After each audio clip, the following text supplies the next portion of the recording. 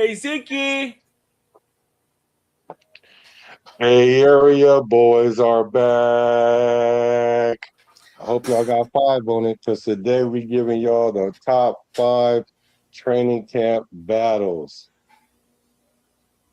Which team, by colors alone, is identifiable around the world? Which team, by colors alone, is identifiable around the world? The autumn wind is a raider. Which team, by slogan, commitment to excellence, Pillaging just for fun. just win, baby? He'll knock you round, All those things then upside down, are the Raiders. and laugh when he's conquered and won. When you have great coaches, then after you have great coaches, you get great players. You have a great organization, and you tell them one thing: just win.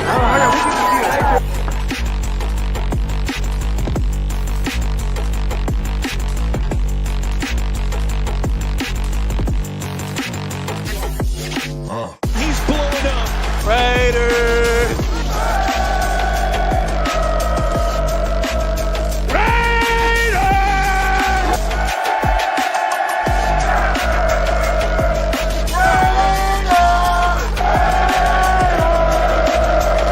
Just win, baby.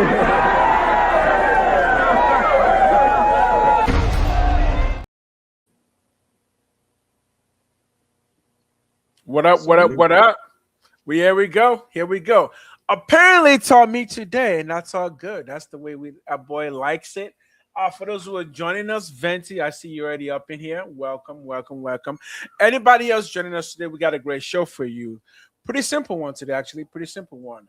Top 5 camp battles to watch for. Top 5.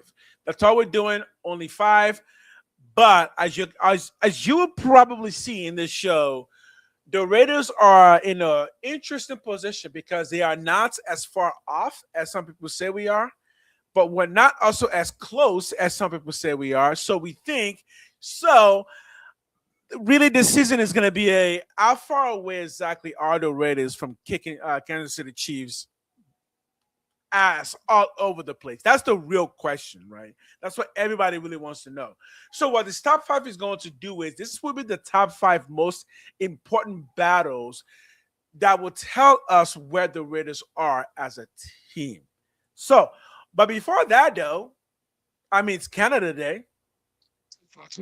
Five. So we gotta say Happy Canada Day, even though people don't know what is Canada Day.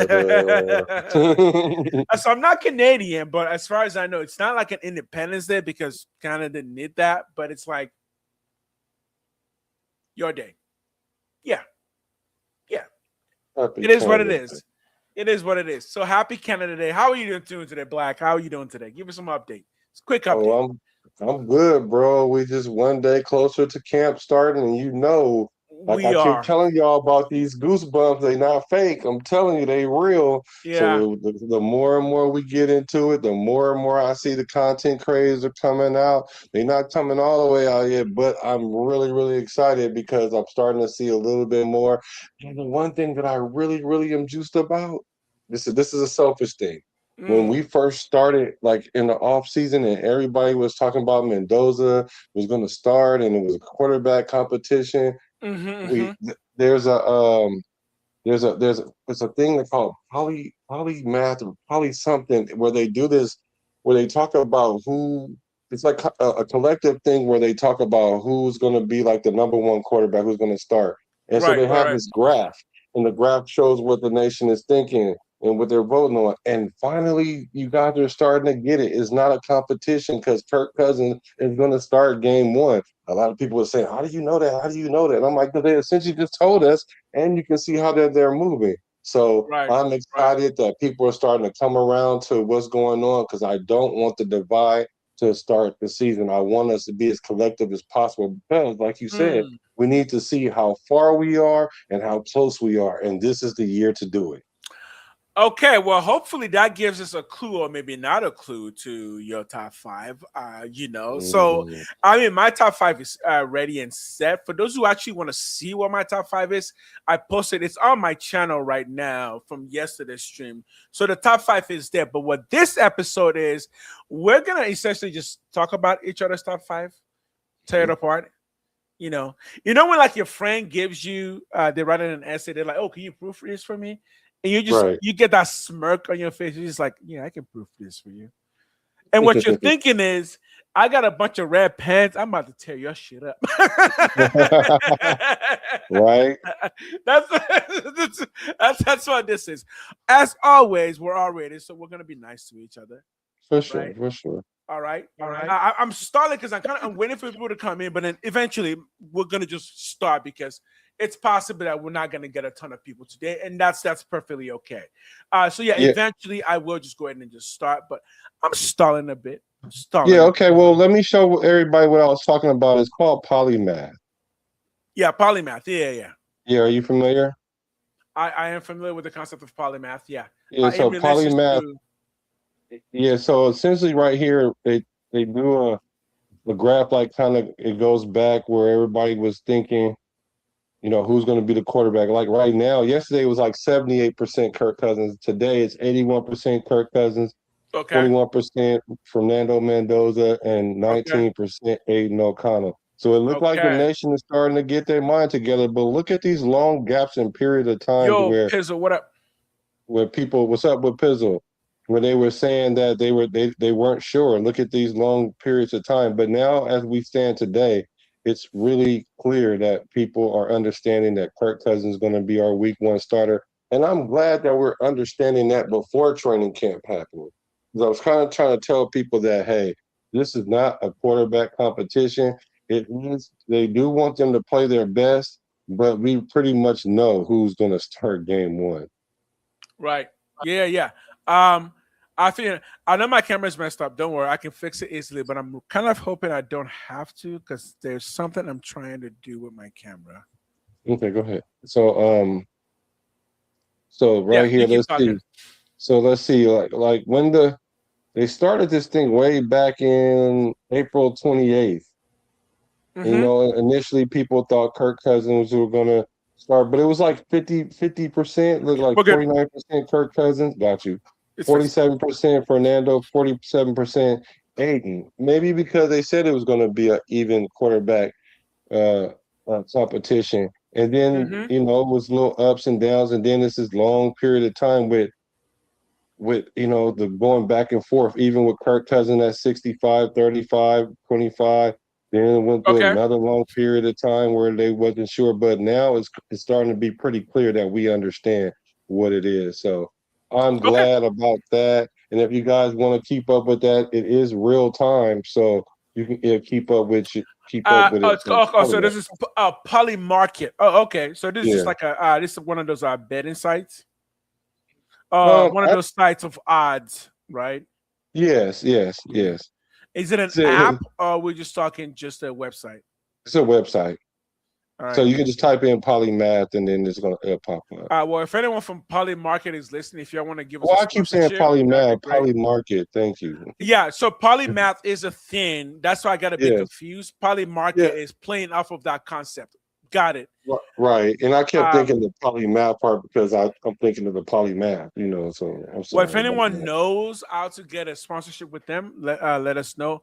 But they are Right? basically a website that focuses on trends and likelihoods of a particular event. So right now they've got a soccer thing happening, France versus Argentina, who's likely to win. Make your bets, that type of thing. Okay, cool. Right. We're okay with that. I am okay with betting sponsorships because the NFL is okay with that. If people didn't know, there was a time when the NFL was not about that gambling life. It definitely wasn't. It was a fight to get the NFL to be on board with that. So yeah, if the NFL is on board with that, I am definitely on board with that. All right, ladies and gentlemen, with a few more people still probably coming in, let's go ahead and let's just jump into it. All right. top 5.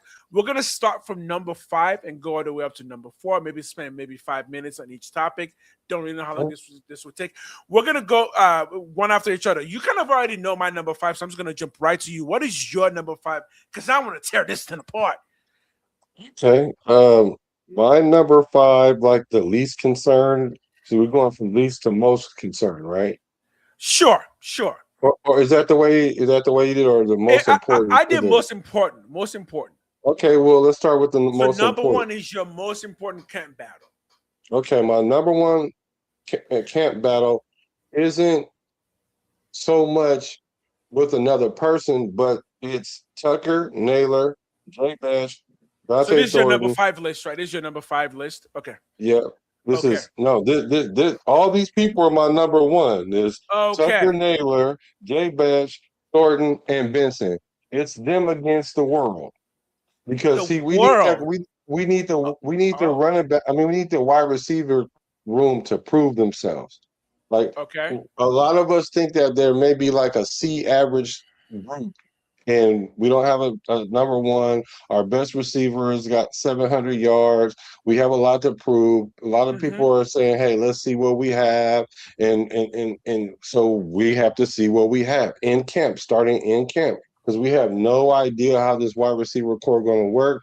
We understand that it should work to some degree because of the scheming of Kubiak, but we want to Okay. see how he used these players in particular. So it's not a competition so much for with all of them together against each other, but to see if they can become one collective group and Okay. do the thing. All right. That's interesting that you went that. So the entire wide receiver group against the world. Okay.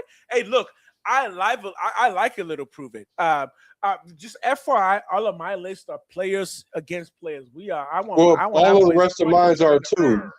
The rest of mine are too, but that was supposed to be like the last one. But since we're doing it first, that's fine. But cool. all the rest of mine are player versus player, though. What I'll just throw this out there because my number 5, I'll give you my number 5 first. Is actually right on the O line at the right tackle position. This is something y'all have been telling me. This is not even come from me because I thought DJ Glaze had it locked down, but y'all have been telling me that no, DJ Glaze does not have it locked down. So I'm gonna listen to y'all and I'm gonna be like, okay, my number 5 top battle of camp then has to be this issue of how is the O-line going to get completed? And if the battle is at right tackle, then I'm going to say, yeah, the battle is at right tackle. Personally, I think my boy DJ Glaze is going to give whoever's coming up a little 1-2 with a pull, sure you can. And we're done with that. But y'all are still doubters because he doesn't move well, according to what people say. Yo, up for review. What up, my man? He doesn't move well. The feet are not as quick. I'm like, I don't think he needs that as much. I think the ability to be able to hold his own at the right tackle position will be enough. So who is it competing with? Well, I actually went with the guy that you've been suggesting, which is what's his name? Charles Grant. Charles Grant. Yeah. So that's my number 1 battle that I'm looking for. Charles Grant versus DJ Glaze. For the 3rd year in a row, can DJ Glaze show Raider Nation that, yeah, I am the man of this position. Get this 300-pound dude out of my face, take him to the other side at left tackle because I got this thing locked down. That's what I'm looking for. You know, and I must admit, it was our conversation that had me really double looking at this and taking a triple take with this because of the size of the player. Because, like you said, weighing 300 pounds, that's not ideal. But I just heard so many good things from people who study the O-line that said that Grant is more than advertised and he's on the come up. And so then I was like, well, let me go look at the tape because I generally looked at the tape, but I went and actually looked at it and I was like, let's see if he can hold his own or is it something where he get blown off the ball? Right. And as I looked at the tape, it looked like he can hold his own because he has a wrestling background. He's fairly strong. He's great with his hands. His footwork is good. So my question was, is he going to get pushed back or can he really hold the line? And I seen that he appears to hold the line. Now, as far as DJ Glaze, like you said, this is his third year. It's kind of hard to take a person out of their position once they kind of anchored themselves in there. But the thing about DJ Glaze is he never really has been um, tested those 2 years that he's been starting. So this is the first camp where there's actually somebody in there that can give him a run for his money, or at least approach him about his Right, position. right. So it's Look, funny because my number 4 is the same as your number 5, so we can blend it all together. okay. So before we do that, give me one quick second. First of all, up for review. There is no debate between T.O., Jerry Rice, and Mars. If anyone's told you that, get them out here. There's no debate. Those aren't even the Mhm. same kind of players. Are you kidding me? What? What are we talking about? T.O. and Jerry Rice and Randy Moss are complete opposite of receiver on the spectrum. They're not even close to each other. Now, if you want to compare them to other types of receivers, we can do that all day. We'll get multi-dot questions. So you don't be coming up in here trying to start some debate. We're going to get multi-dot question right there, Mr. Review. Thanks for coming in. Thanks for coming in. So you're telling me that your next group is the same group that I have as my number 5. Okay. Yes, yeah. So that's the next thing that I'm going to look besides the wide receiver group is going to be that right tackle position, Right because tackle. because that position is going to dictate a lot. Because let's say hypothetically, if Grant does come and take that spot, then what do we do with Glaze? We're taking a proven starter, a starter that played, the only lineman that played all the games last year. Uh-huh. Granted, however he rated, he still was in the trenches the whole time, and that means a lot to me. And I wouldn't want to take a player like that and take him off the board. Maybe we can shuffle him around, and then if we do that, that would cause other line positions battles to open up, because now what do you do with JPJ? He's already kind of like penciled in as the right guard. But Okay, if I'm gonna cut. Graves I'm gonna lose cut his you off position, right there, brother. I'm gonna cut you off right there. You know you're going too far against my boy here. So let me just ask you this question, and this is for Raider Nation too. Nation, I'm looking at you. For those of you who don't like my boy DJ Glaze, I'm looking at you. So here's the question: for you.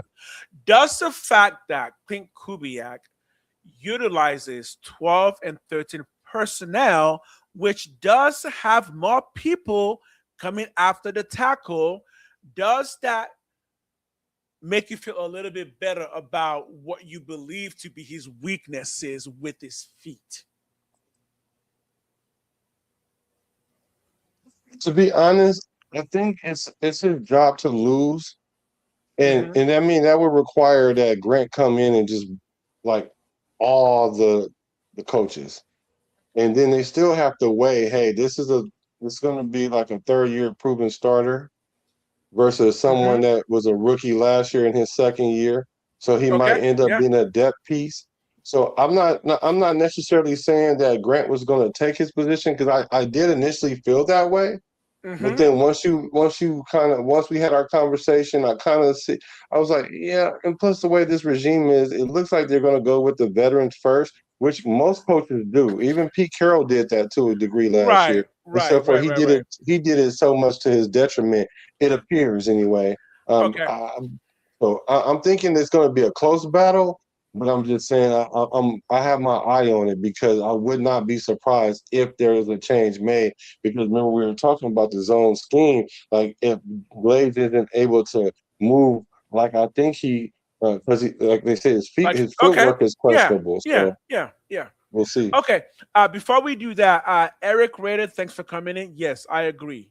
You know what I mean. I ain't gotta say no more. When that time comes, we'll get into that. I agree, and I'll Yeah. tell you exactly. There's exactly a reason why I agree on each one of those standings. Because you know what, one of those two people, I've had this conversation with my best friend way back in high school, while they were both in their prime, and I think I came out on top of that conversation. So answers are answers, but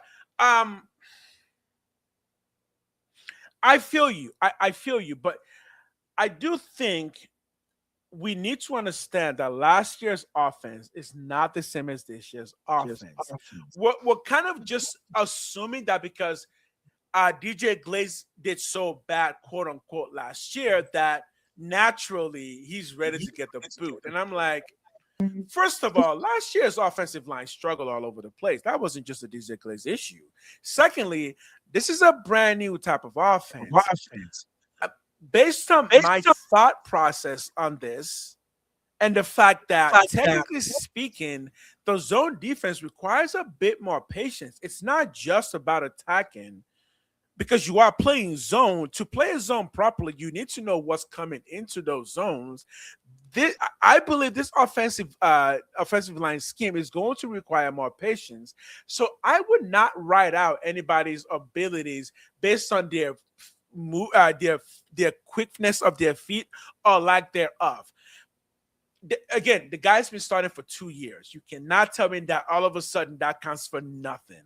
I don't think it does. I think he's still learning because, again, DJ Glaze is one of the youngest offensive lines in the entire NFL. He's our youngest offensive line. In case y'all don't know that, just go look it up. DJ Glaze is the youngest offensive line of the Las Vegas Raiders right now, and he's already started 2 years. I'm not throwing that out the door, so I would not write my boy out. But I'm gonna move on to my next one. So let me move on before So for my next list. Interestingly enough, I think my next two lists are similar, but let me go to my next one. That is linebacker. And I'm not talking middle linebacker. I'm talking the Will and the Sam linebacker. I'm talking who is going to be the next we can count on you linebacker after Nakobe Dean or Quay Walker. Because right now, you can't. Who is it?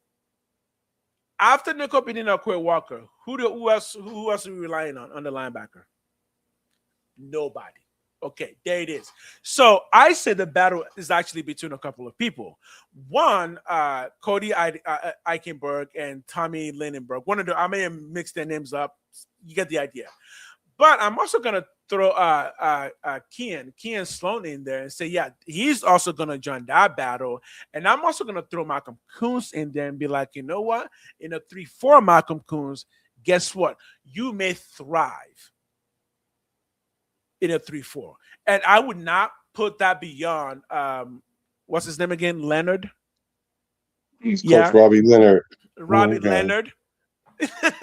You got it. I would not put that above him to have considered that concept that, yeah, someone like a Malcolm Koonce may work much better coming from a standing up position, or even if it's sitting down, but coming from a much wider angle than a normal 4-3.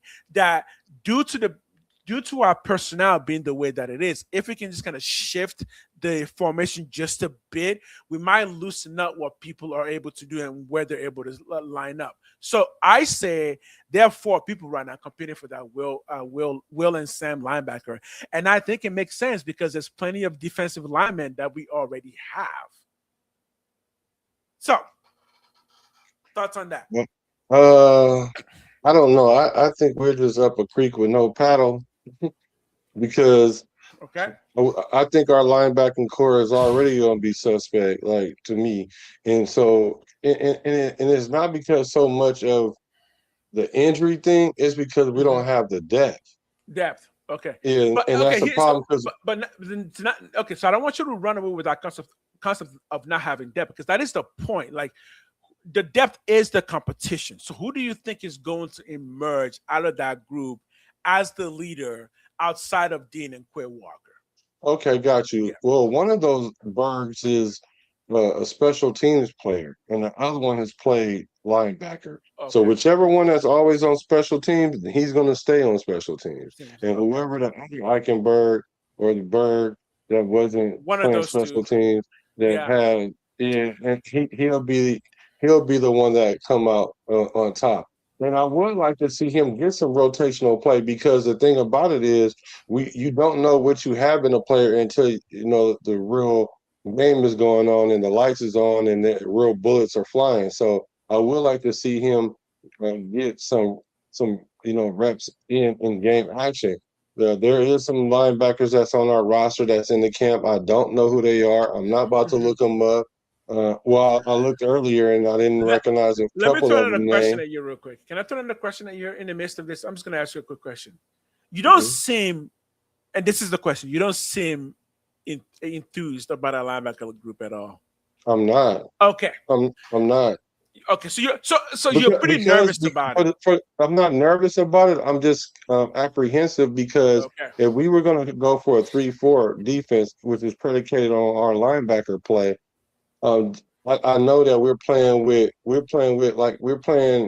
rent money. We in the casino with the rent money Okay. because if we lose it, we're gonna walk out with that buck face. You ever had that buck face when you were shooting dice and then you lose all your money and you got that look on your face because you got bucked. That's how we gonna look if even one of our linebackers get hurt and we relying on our debt. So I'm Yeah, like, well, there goes our defense for the year, pretty I much. feel you. I But feel you. But but but you did say something about we can switch to a 4-3, which would be helpful. right, But I'm right. just saying that's like going from the crap table to the slot machine now. We trying any kind of thing to try to win. So Well, I'm I'm just just thinking I'm kind going of to stop you apprehensive. there right there. I'm just thinking I'm going to stop you right there because you're depressing the fans. My goodness.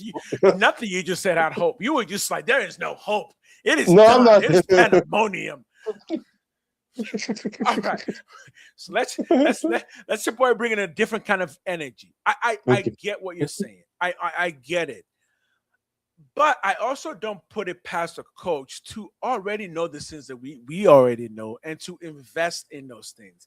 And I think one of those Bergs is going to come out of this as a potential leader in the off-ball positions there. But again, when you look at the positions that we have in some of those sizes, even though looking at size is not really a thing that a lot of fans do, just know that a lot of coaches do things like that. And I'm telling you, having a someone like Malcolm Coons who's 240 might be a good incentive for Rob Leonard. Oh man, I'll get it one day to say, hey, what if we switch this position around a bit? That gives us more flexibility on where our players are coming from. And we've said this before. The 3-4 is particularly meant to address the linebackers and what you're able to do with them. And you would not really switch to a 3-4 unless you have the kind of linebacker core that's pretty hybrid. The biggest thing about playing Will or Sam is actually your speed and the ability to get across the other field, right? Because the Will and the Sam are generally going to be so far away from the ball, because most of the game, the football is going to go either the right side or the left side and also the middle. But again, you get the idea that if you're going, the ball will mostly go against one side of the Will or the Sam. So a lot of speed is required to get there. And right now, when I look at our linebacker core, I think we got a lot of speed on it. You know what I'm saying? Yeah, I think we do have the speed there. Yeah. We do, and I think we're gonna look good at that linebacker position early on. Okay. I do. Early on. Okay. I'm not So you're talking like totally no adverse. depth. Okay. Yeah. So you're saying we just have no depth. Yeah. And I guess if you're gonna switch to a 3-4, you would need more depth. But again, I think that's when you get someone like a CN Sloan, who I believe was drafted to handle those. And I do believe we also picked up a few people from UDFA. But we're gonna move on to the next. Yeah, we can move on. I just have one quick question though, because like we run a 3-4, like we barely got 4 linebackers. So that's what I'm saying. Like that's what concerns me, because in a 3-4 you need 4 linebackers. Right. It's true enough. You can probably use Kuntz in that situation, but the reason why we have Kuntz is to get to the quarterback. Here's what I said to the linebackers, and I've hinted at it before. I think when you look at our roster, especially the 230 something to 245 size group, I think you realize, oh, wait a minute, we actually may have more linebacker prototypes than we've been thinking about. Again, Malcolm Coons in the 3-4 makes a really good Will or Sam linebacker. He's only like 6'3". He's not too tall, so he doesn't play middle linebacker.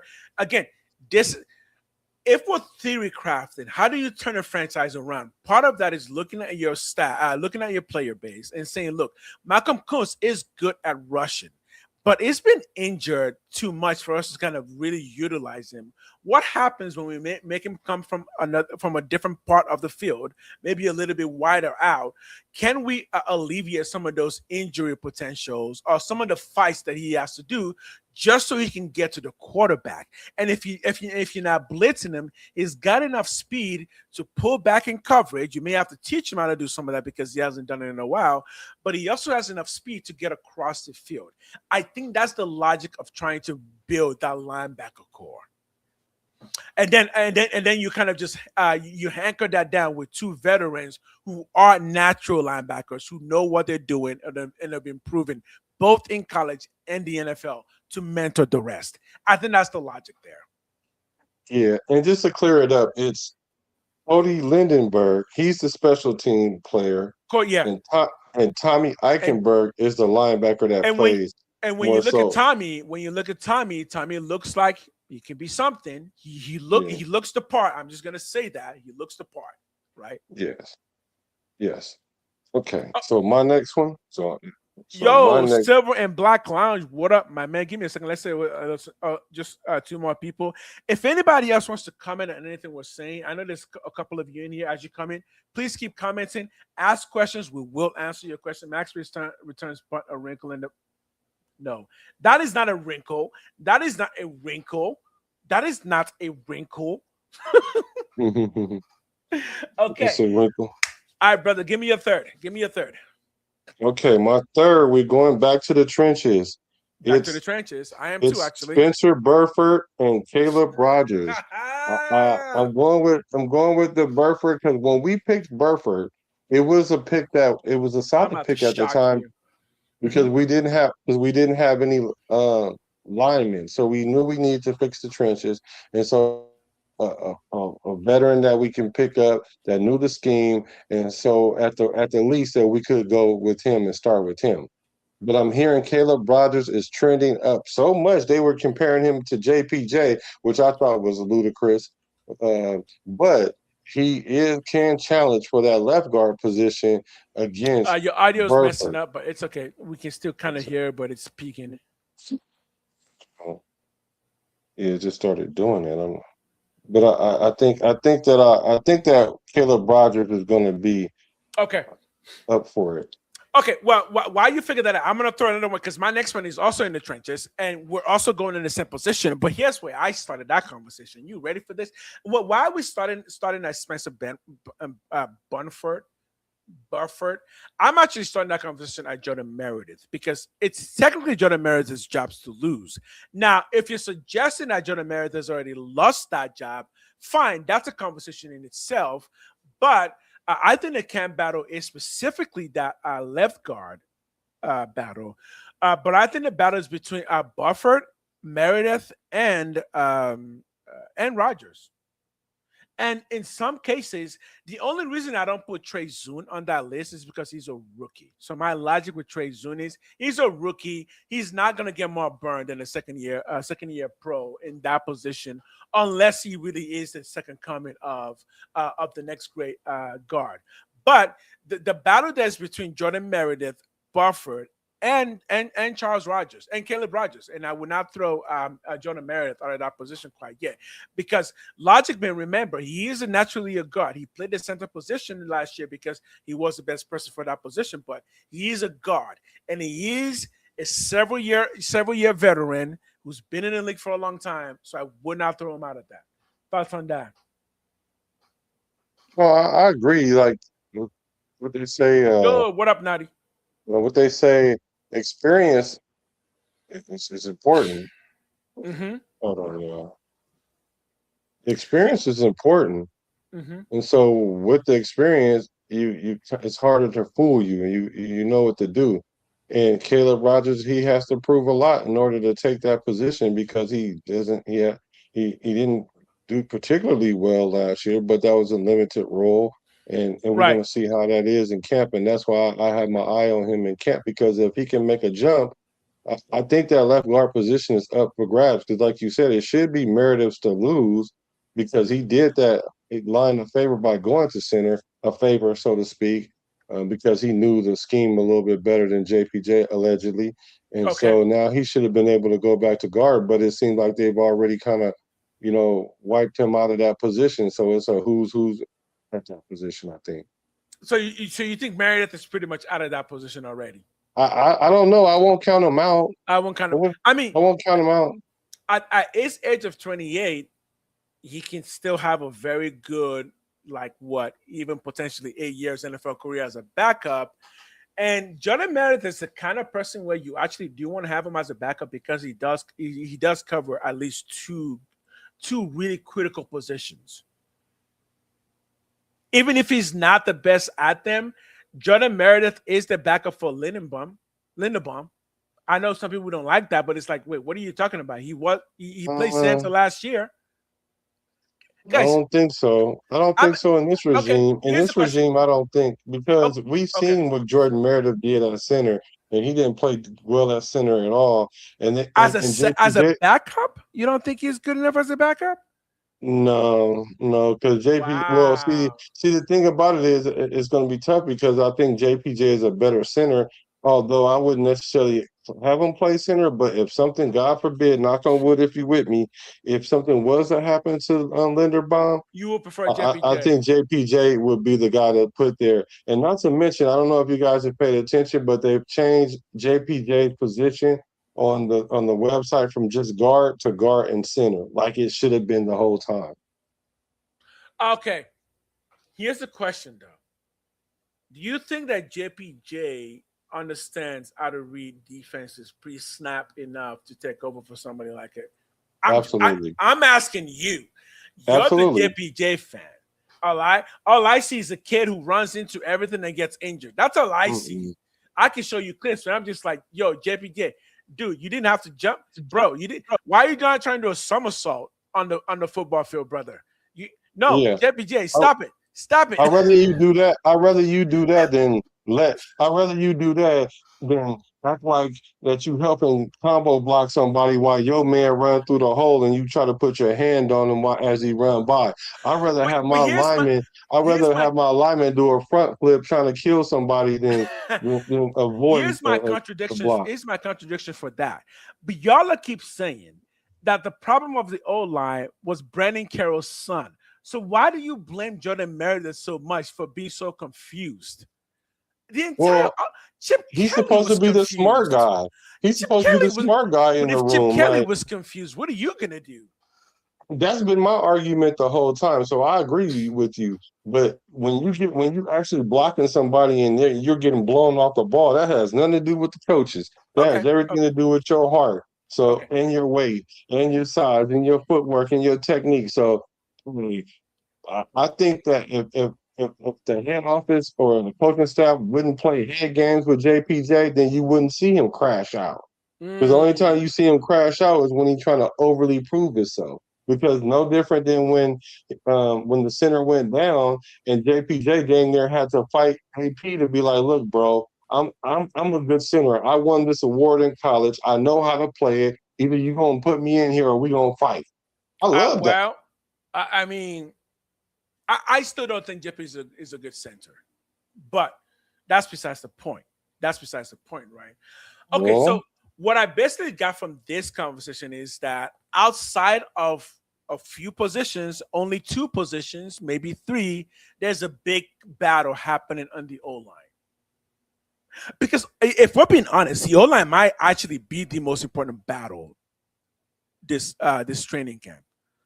Even though we play for Lindenbaum, it actually still may be the most important battle because we're not just talking about starters; we're talking about quality depth backups. And the crazy thing is, I actually think the Raiders may have more quality depth backup than most other teams because for the past several years, we've drafted players who can play multiple positions, and that's been the focus. I So, agree with that. and I they're all totally agree young. with They're that. all young. Yeah, Okay. I agree with that.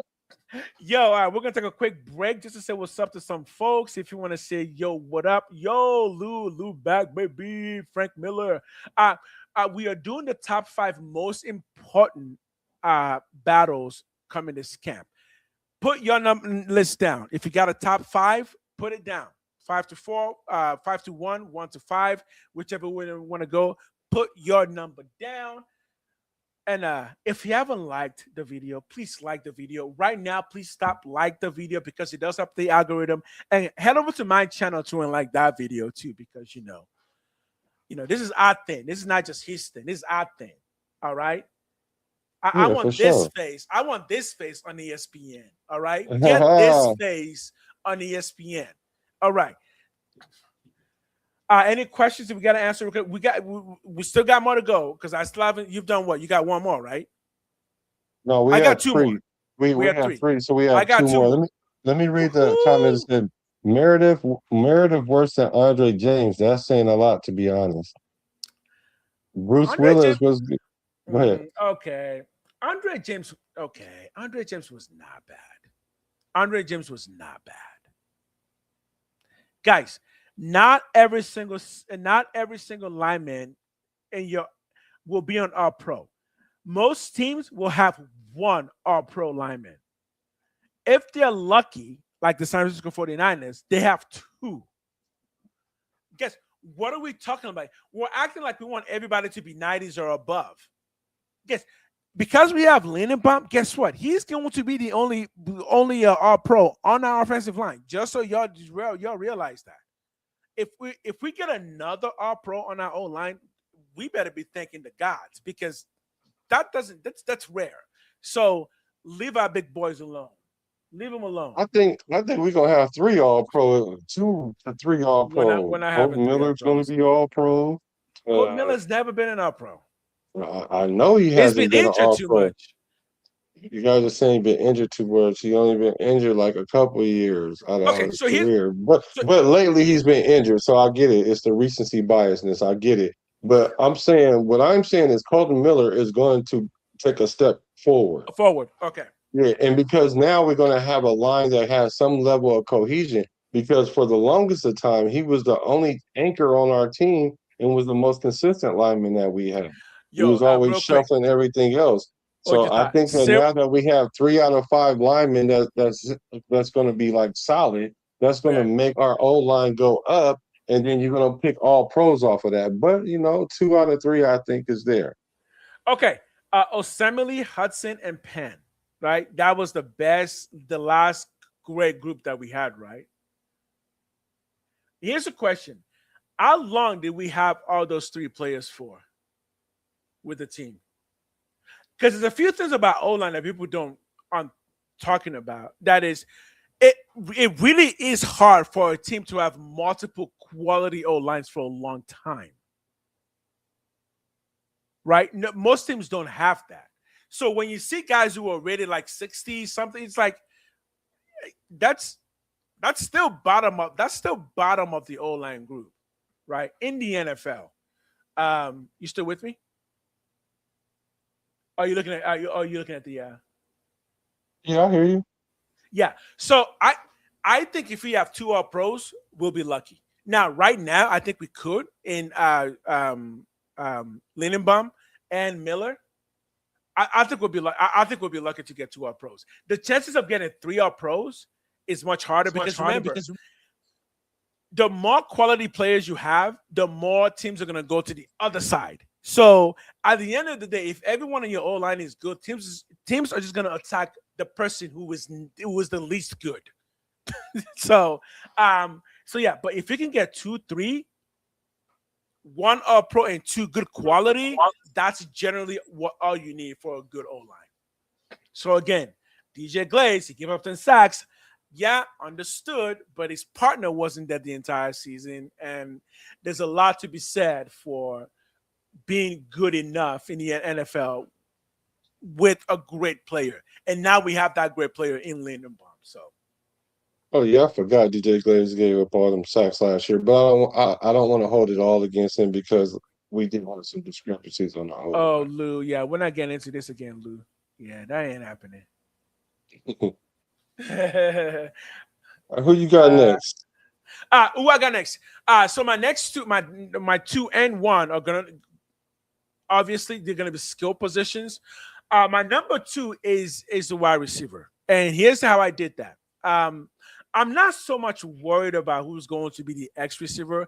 I think the actual battle of wide receiver to me is between what's his face, Jack Bash and Trey Tucker. And what I mean by that is who's going to be more impactful for the Raiders coming this season. We know what Brock Bauer can do. We know what Trey Tucker can somewhat do. So if Trey Tucker takes that game to the next level, he will be impactful. We saw what Jack Best did last year. It wasn't great. So who can be more impactful of those two for the Raiders this coming season? Meaning, will Trey Tucker get 1,000 yards and that will equal more? Or will Jack Best bump his status up to, say, 600 to 500 yards and maybe 5 touchdowns?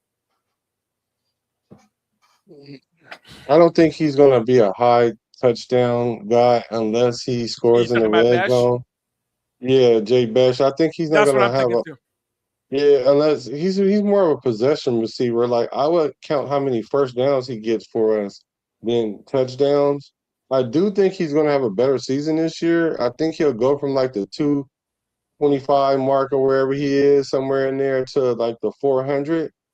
But that's not enough to because I think it's not enough to move the needle for me, because I think Tucker will be in the 900 to 1,000 range. He should get 1,000, really. But can you do me a favor? And if he does get 1,000, then that's going to supersede another 200 yards by Besh. So I'm looking at that as well. I'm looking to see how we're led in that wide receiver room, because there has to be an obvious leader, whether it's statistically or not. There has to be a leader in there, and the leader that's there now is Tucker. And I'm like, I get it. Like, I don't have questions about him, but in the big scheme of things, even Naylor might have a higher ceiling than him. Can I stop you for 1 second? Someone do me a favor. Can we put Loose Skunk on timeout on this or something? I don't want to ban them. Can we put them? How do you time out people? Let's just shut them up for a bit. Okay, I got you. I think he's got dogs to go walk. Yeah, just go walk those dogs. Then I'm gonna let you. Then I'll let you continue. No. So I just think even Naylor could come in and be more of a force multiplier than Jay Besh. Like, he might get 5 touchdowns, and he might get 600 yards, and and push. He might push Tucker, but that's just what I think. Y'all keep saying don't sleep on Naylor, and I'm like, I don't get it. I've already slept. I was never awake on him. He's Matt Collins. He's just Matt Collins. Ooh. Matt Collins is a great football player. Like, I don't get it. Don't sleep. Yeah, I like him too. We're not sleeping on him. He's what he's a deep threat. Naylor is what I'm hoping Dante Thornton doesn't become, just a deep threat. So I don't know. I like Dante Thornton for being a deep threat, because it creates spacing on the defense. Like, you got to always keep a safety up top if you have someone of his speed and his height, because what'll happen is, if you do go one-on-one, the quarterback going to check out of that and throw it to Thornton. And then it's incumbent on him to win those 50-50 balls and make them pay for single coverage. Because if the corner is able to guard him single coverage, then that allows the defense to roll to another side, or it's a double team Brock Bowers. So DT, he has to produce when they go one-on-one. Similar to what happened in that New England game. How that New England game was at the end of the game, when Dante Thornton came back and caught the ball. He was so by that corner. He was so going on that corner, but the pass was underthrown, but he still caught it, and it sealed the game. Fine. That's what we need for him to do all the time. Sure. We don't need him to get 1,000 yards. We don't need to have him get 700, 800 yards. I just need you to catch the ball and keep the defense honest. Fine. If I was talking to Dante Thornton, put me on the big screen real quick. Let me talk to my boy Dante Thornton real quick. Hey, yo, Dante, you're 6'5", 200 and something. I get it. People want you to be a deep threat, brother. I want you to wake up tomorrow and be like, "Fuck that deep. What? I'm gonna be everything threat. Put on 10 pounds and just start running past people. That you see what I'm saying? Like you've got the speed. Put on some weight. Deep threat. Why? That means you're gonna get like 2 targets a game. No, no, no, no, no. If Calvin Johnson can do it at 6'5", you can. Just put on some weight. Put on 10 to 15 pounds. Your speed will still be there. You're not a deep threat. You are a safety net for the quarterback. When the quarterback looks and sees you, he's going, oh, shoot, look at that, man. He's so big. I just have to throw the ball anywhere, and he's going to catch it. Deep threat? No. That's like deep threat is like you'll get 1 target a game, and if you're lucky, you'll catch like 5 passes a year. No. I want more from that. I want more than that. I want more than that. I do. Okay, it's my turn to If go on the anything, screen now.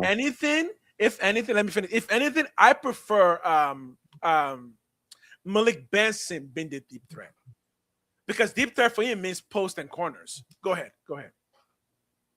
No, I need DT to be able to run the post, the 9, the post corner. That's what I need. And Okay. like this something to say, it's perfect. I don't care if you only get targeted 3 times a game, 1 and 2 catches. That's why we need receivers with no ego. Because the way this offense is predicated is on spacing and timing. Spacing and timing. So we need him to run up and down the field and you can get better because technically he started last year. So you can get better, but what we need you to do is play this role where you're not going to always be there because you're right. He does need to know how to do more than those 3 routes because in this Kubiak offense, what happens is you might line up on the outside here. You might line up in the backfield here. You might be in the tight formation. You might be in the trips. And you might be the slot in the trip. It's all about matchup. So we do need you to learn more than just running deep like Randy Moss or Calvin Johnson, something like Right. that. But for the time being, until we find out what your strength is, what your superpower is, then we're going to need you to at least create the spacing because we Malik Benson. And I really think Malik Benson is going to come in, but I think it's going to take him a little time to acclimate to the game too. And I think he has real game speed. He's quick, but I think player like him is faster on game day. And like you said, if Dante Thornton cannot produce the way we need him to at minimum, we can throw Benson out there to run up and down the field to keep the defense honest and throw him the ball more than 4 targets a game. We can target him a little bit more because he runs the full route tree. He just needs to clean up his routes.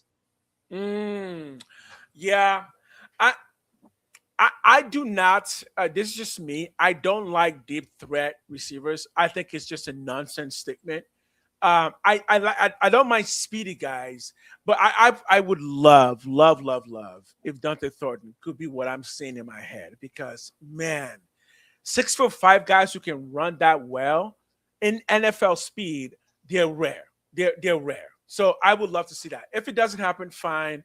But I would just love at the end of this career to just be like, yeah, he got a couple of deep passes. Because the thing is, deep passing is there's so much coordination that's required, right? It's not just throwing catch, you know. Yeah, desire effort. I have not seen that either, and a part of me wonders if it's the reason is because he still has a really skinny frame. I think as he puts on more muscle, I'm hoping he gains more confidence in realizing that yeah, my body is big and I can use that to create spacing. So. Yeah, well, he started last year, so he showed something, and at the minimum in spacing. But we do have a wide receiver that will push him for that position because I'm sure Malik Benson.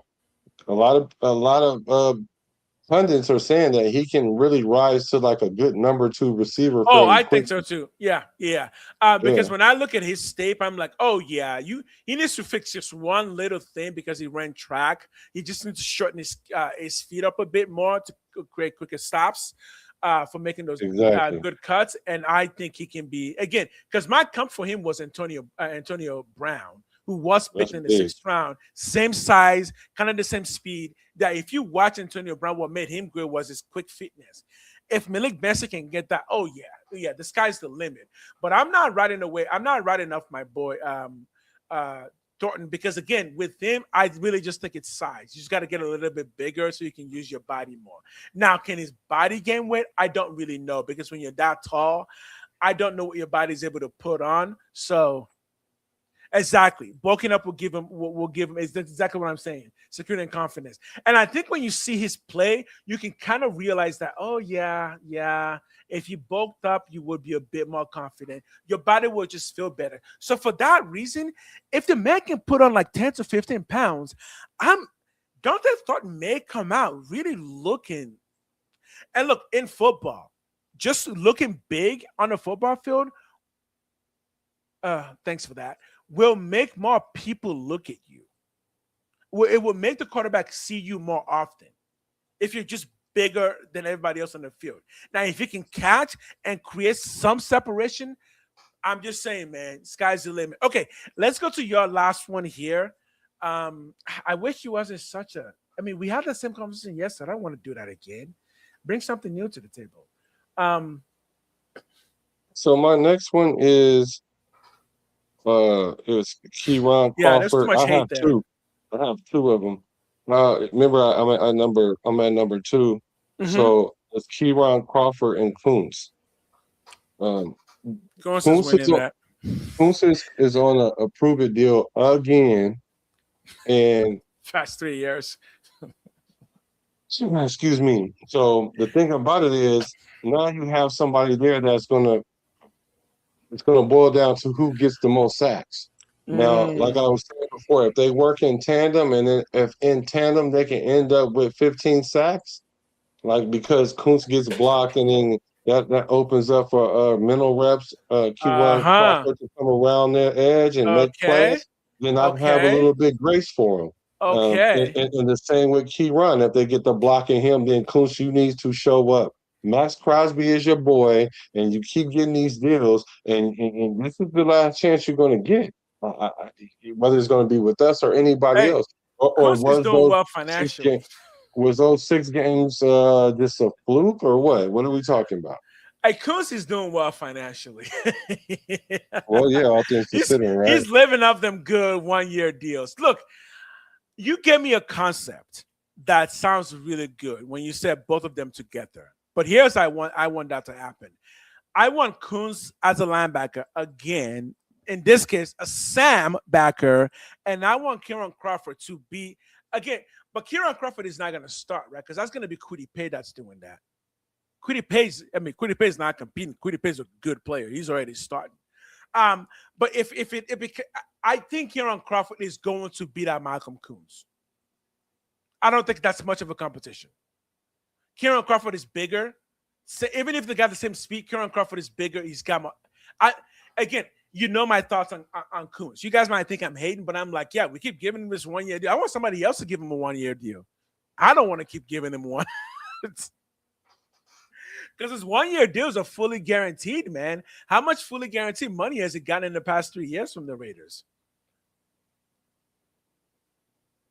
Ooh. He got 2. Let's look at this.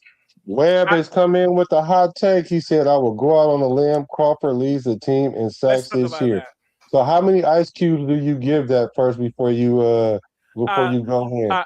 5 means really cold, right? Is 5 good? 4 means to chill it all the way down. 1 means it's hot, but it just needs to cool down a little bit. So 4 is too hot. We need to cool it all the way down. No. Let's get a big giant bucket of ice from the ocean, from the Arctic, and dump it on that boy. You are way too chill. You need to chill out. You chill out. No. No. You know why? Kwity Paye is your starter. Keyron Crawford is not starting over Kwity Paye. If you don't believe me, go watch Kwity Paye's tape.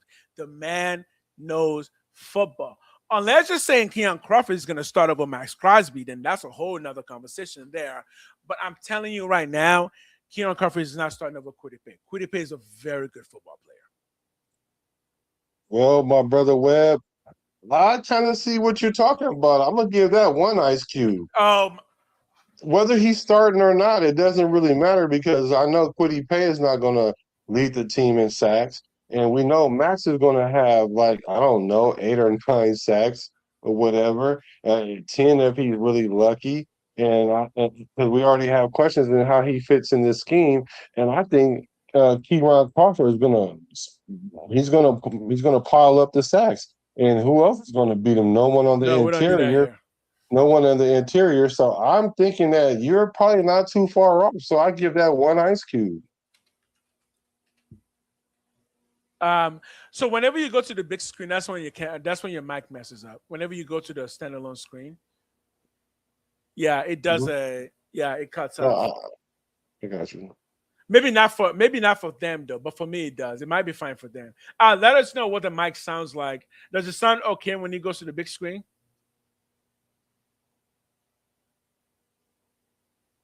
I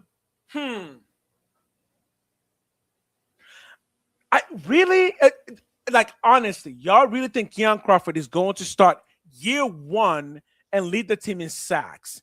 Because if that's the case, then we got a potential Hall of Fame on our hands. I mean, it's been done before. Speaking of, it's been done before. What's his name? Who just died? One of my favorite edge of all time. What's his name? From the Niners. Arden Smith, who also played for us. I mean, he did something like that in his first year as a rookie, just broke all the records. But Keon Crawford didn't start playing football till senior year in high school. I don't think the technique is there.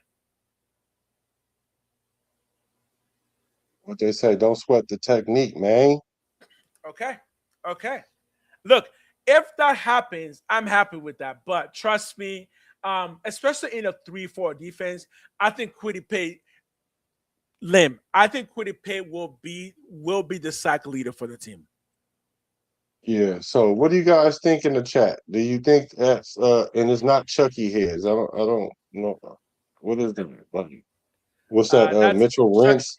It was this old thing. It Chucky was head, the one yeah. I before mean, he started doing whatever. the new thing. Yeah. Chucky ain't here no more, so that's already antiquated. Yeah, Chucky so definitely ain't we're here doing no more. ice cubes over here, ice cubes. You feel me? So what do you guys think?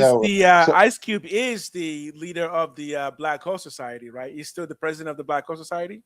I don't know, self-appointed, but anyway. Because we forgot he said stop giving juice to the Raiders because Al Davis never paid us. Like, why would Al Davis pay you when they was already big before? They're bigger than NWA, sir. So I don't even know why you even went there. But what do you guys give Webb's take? Do you think we need to cool it all the way down with 4 ice cubes? Do you think it's halfway possible 2 ice cubes? Or maybe just one like me. So let put me it in the address chat. a point. Let me address a point here. Somebody says starting or not, Weber. I'm gonna address this point, Weber. Down action, third down, because that's where the sacks is.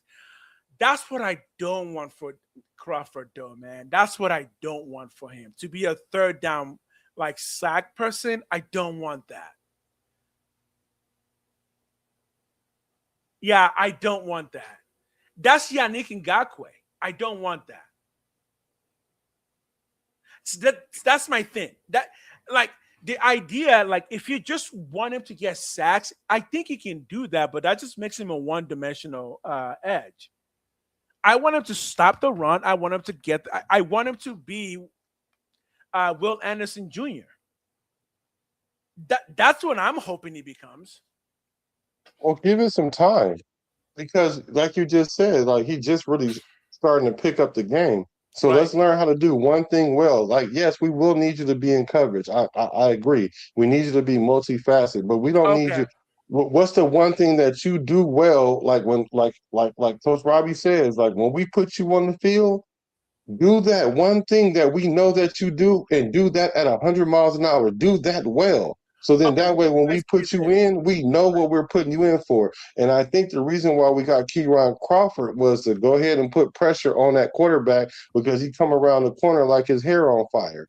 So now maybe next year he'll develop a little bit more so that way we can drop him into coverage because he could be that outside linebacker, that will linebacker, or even the Sam linebacker if he does like mature into the role. But as far as this year one thing, we just need to put you on the field and you go after the quarterback. That's not to say that's all you do, but I need you to be able to do that one thing extremely well.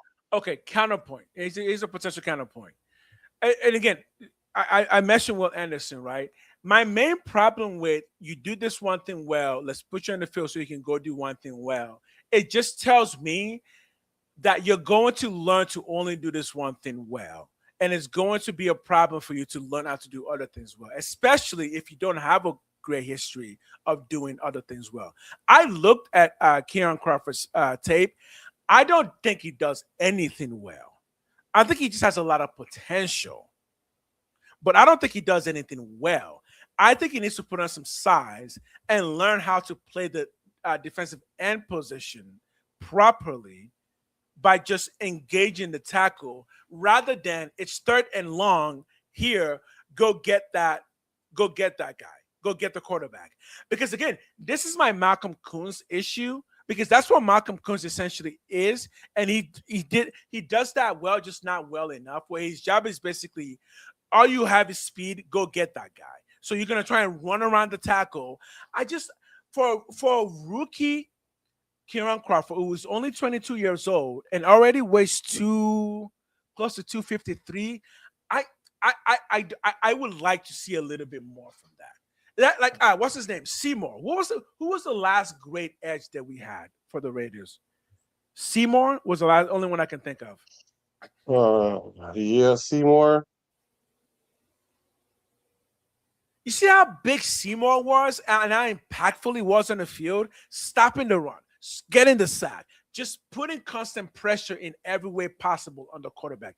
That's what I want for Kieran Crawford. Okay. Yeah, that's what I want for him. And I think to get that, he does need to put on more weight, which will take at least another 2 years to get to his maximum size. Seal Moore. I liked Seal Moore till he just became not very good. I don't know what happened with him. He just did not work out at all. Let's see. Read this one right here. Oh, hold on. Read this comment right here. Can you? Yo, what's good, fam? I agree. A solid run attack that forces linebackers, DBs to stop number 2 and number 30, then hit them with the play action rollout. Somebody came up a bit on the fake TD. All right, let me try and break this down. A solid run attack. So he's talking offense to force the linebackers to stop and then hit them with the play action. Yeah, that's kind of Kubiak's game plan. He does use a lot of run, and one of the main effective tools of a good running game is the play action, which is why it's so important for Mendoza to learn how to be under center. For those of you who think Mendoza should be starting week 1, realize he only ran under center 5 times in college. So even that alone, he needs to do that he needs to learn to do that a lot before starting. Richard Seymour. Yeah, exactly.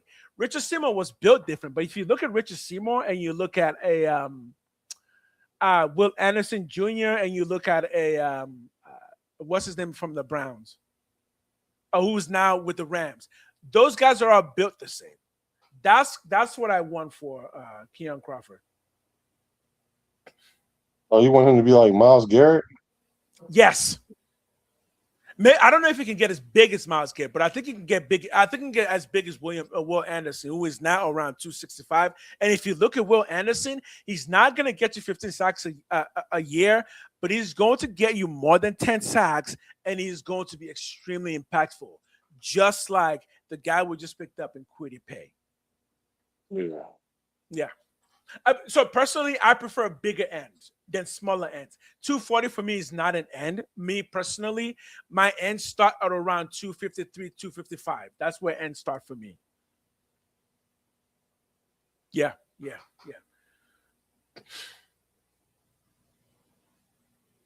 Bruce Willis says, but his mentality on the field was just different. He was an old school style player. He just didn't give a F.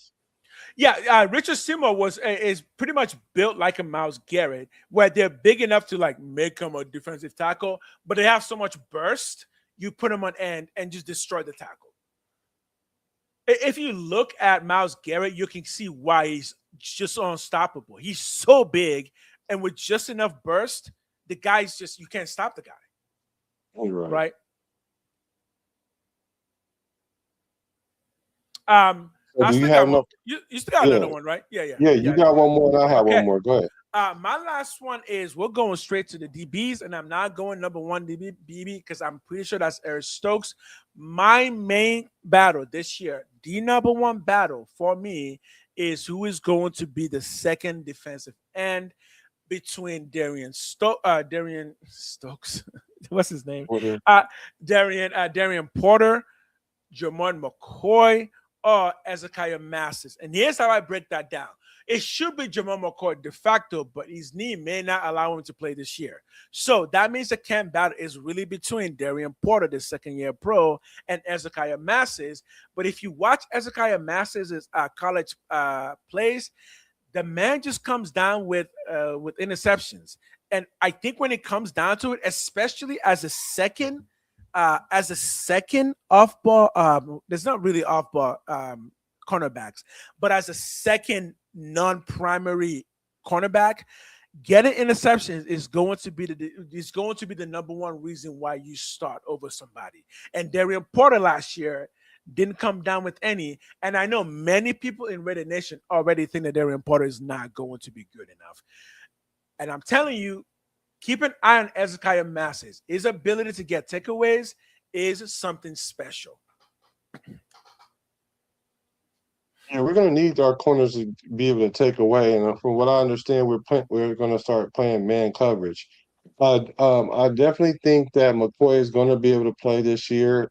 Definitely. If you guys want to know more about his injury, go look on my page. I did a video with Dr. Johnson, like world renowned doctor, Okay. gave an idea of what his injury actually is, based on the information that he have.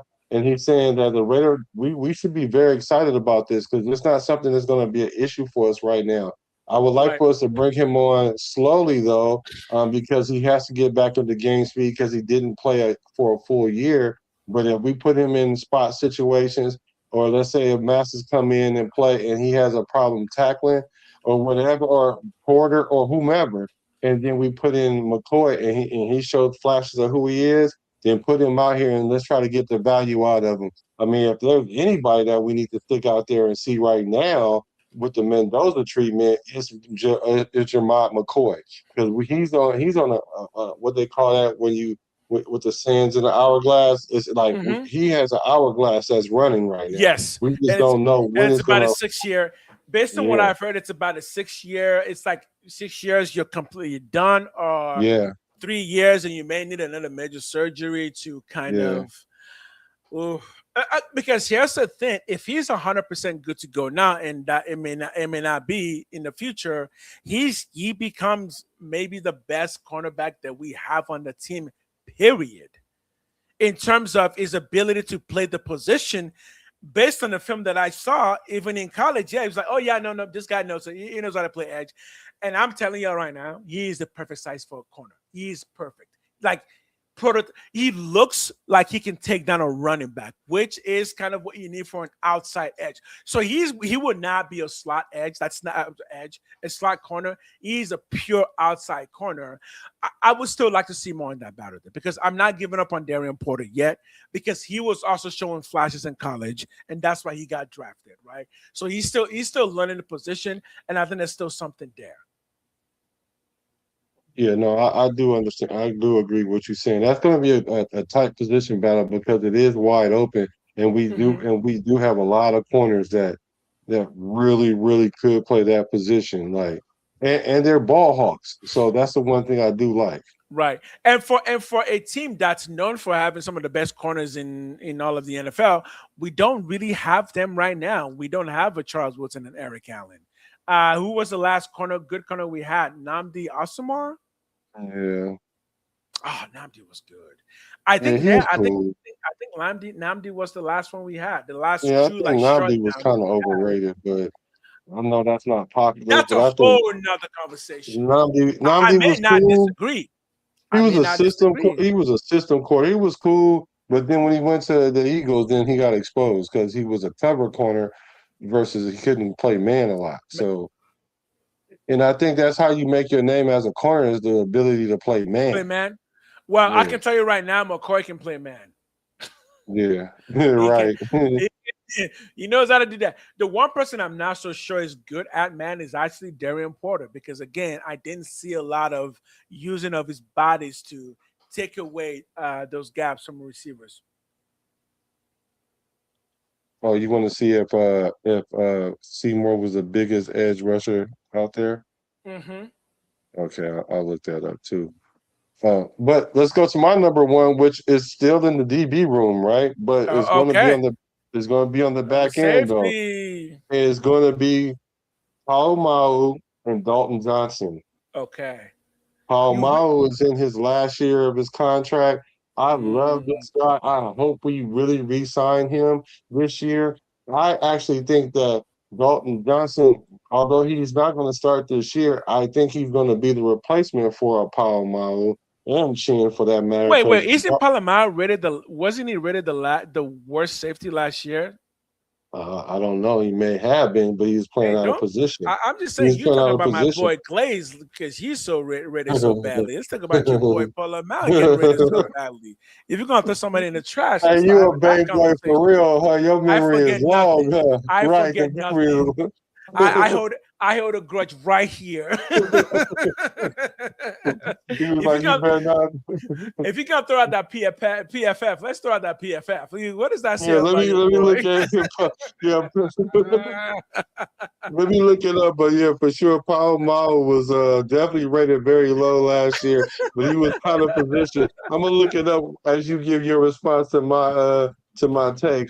But I, the thing about Dalton Johnson is he can play box safety, he can play free safety, and he right. can play nickel, and he's more natural at it than Paul Mao.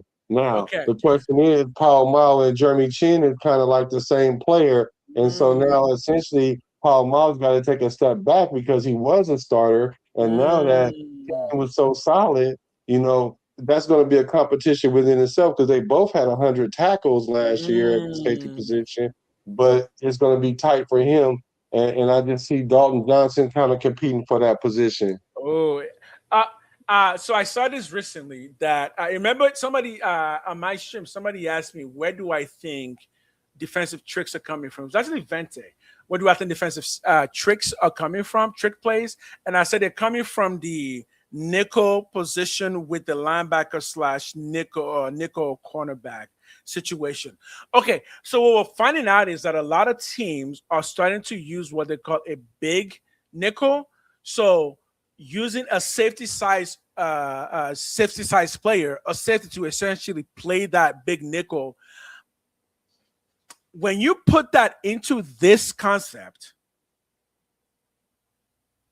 I think having is what I think. I'm not sure it's as much of a battle there as we're thinking that it is. I think all of them may actually just play about the same amount of time. How's that? You know what? That's an excellent point because I've been telling people this whole time that we should not be looking at necessarily the starters, but we need to look Exactly. at who thrives in what package. In what Because package? because Exactly. if you're because there's going to be times that we have three corners out there. There's going to be Uh-huh. times where we're going to have a dime package out there. Uh-huh. Are you going to be one of those corners or because we let's not forget we got Teron Johnson back there too. So Uh-huh. who's are going to be the best of those guys that give Robbie Leonard the ability to put packages in without there being a Exactly. fall off. And it's hard to game plan for that when you don't know exactly which player is going to be in what position until the play starts or after they line up. And then you can Mhm. try to make an adjustment, but it's better to have them make adjustments at the line of scrimmage than instead of from the box into the huddle and then Into they the call on huddle. the play. You know what I'm saying? To Mhm. already beat it because they can see who's on the field already.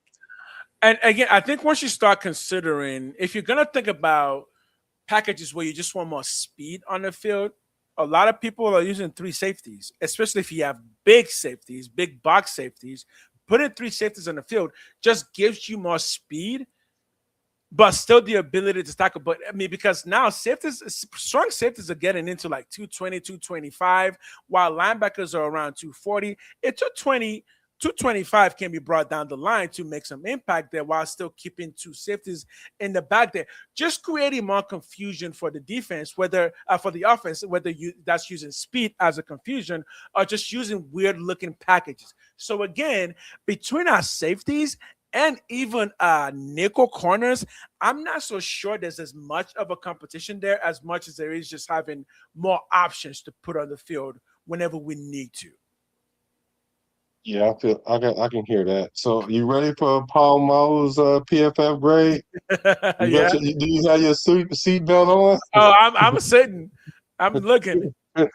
Okay, Isaiah Palomo earned a 39.8 overall PFF grade for the 2025 season.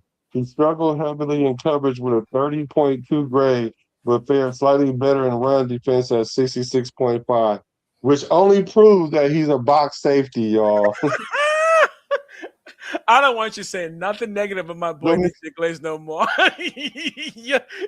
your DJ Glaze trash talking days are done. If you gonna pull up with some Polymer and he's pulling those kind of numbers, that's all I got, man. That's all I got on that.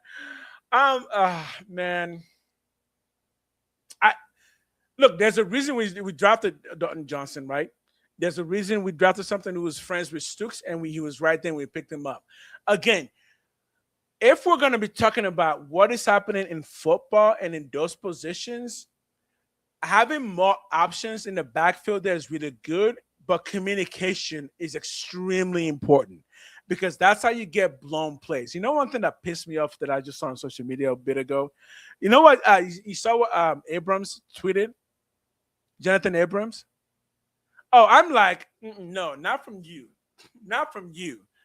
You were so bad in coverage. I'm sure even McDaniels was like, come on, dude.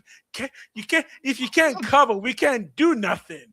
No. Let's not shoot the messenger, though, because at least he was telling the truth, though, because you could tell that we was being sabotaged by – I had hopes. The sabotage was definitely in effect because you see how they tried to run Derek Carr. Not try to. They ran Derek Carr up out of here trying to go get another quarterback, and they went to go get AOC. I even followed that man when he was playing Call of Duty as a streamer, being like, oh, he's going to be the next great safety. Nope. He couldn't cover. Couldn't cover for shit. No, he couldn't. I'm not blaming McDaniels on that.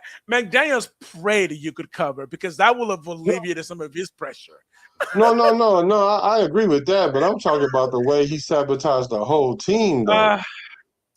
He ripped out the heart out of Raider Nation by doing that because that's probably where a lot of the divide started is when Derek Carr left the organization. I'm gonna say here and say it again. Don't unfollow because that's childish stuff.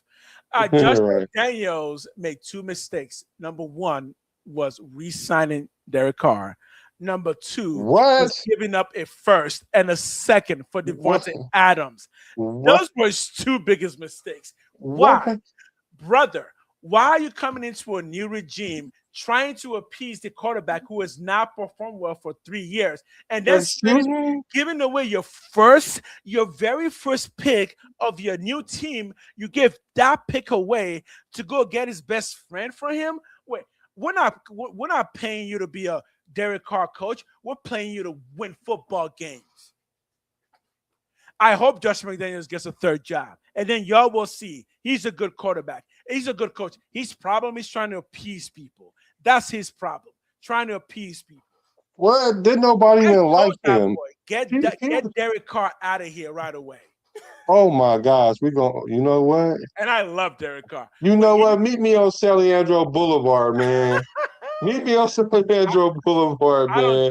Right by the BART station, man. I don't trust nobody to meet them anywhere.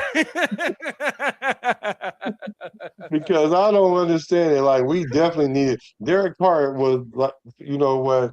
He kept our nation doggy piling, and for us to drown that guy was terrible. Derek Carr wasn't doing nothing, though. We had the conversation over and over. Even when John Gruden was here, that Derek Carr was already done. After 2026, we knew that Derek Carr was done because we all kept saying he's getting too skittish in the pocket. He We threw all for kept 4,000 saying it. yards like a couple of times after that. So how skittish can you be when you throw for 4,000 yards after the injury? I,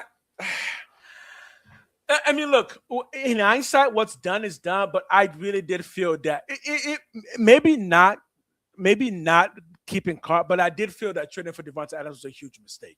You give up Well, your yeah, it first was, and your but second in your very first year of drafting. You give up your first and your second. Oh, yeah, that was a lot. But what? now, but now that you bring that up, that was probably one of the good things that he actually did was try to improve our offense. But see, the stupid part about all of it is you give up a 1 and 2 to get the guy, but then the guy that you brought him with, you got rid of the quarterback. Like that was dumb. Like, why would you get rid of the quarterback? That the Remember what I reason why he said. came here. Remember what I said. Like we signing Derek Carr was the first problem because Derek Carr was under contract, and it wasn't that they just re-signed him; it's that they re-signed him and gave him a clause in his Yeah, contract. that was to protect that was to protect itself though from the franchise, which didn't help because they end up still. Yeah, because he basically left But he without us did get his getting money though. anything.